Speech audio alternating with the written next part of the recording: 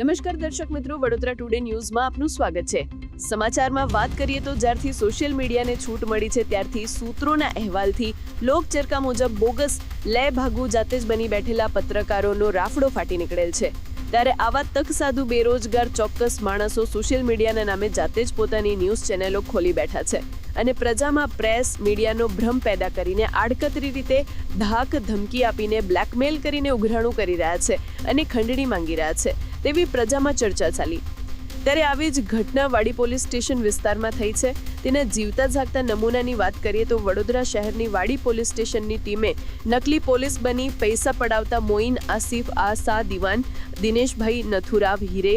ને પકડી પૂછપરછ કરતા અન્ય 3 ઈસમો સલીમ સિદ્દીકભાઈ શેખ, તજમ્મુલ અલી ઉર્ફે લાલુ, અરીફ અલી સૈયદ અને હર્ષદભાઈ લીંબાભાઈ ગોહિલને પકડી પાડી તમામ આરોપીઓ પાસેથી ફરિયાદીના બળજબરીપૂર્વક પોલીસ તરીકેની ખોટી ઓળખ આપી કઢાવી લીધેલા 90,000 ઉપરાંત તથા ગુનામાં વપરાયેલ મોટરસાયકલ અને ઓટો રિક્ષા સહિત 2,40,000થી વધુનો મુદ્દામાલ કબજે કરી કાર્યવાહી કરવામાં આવી।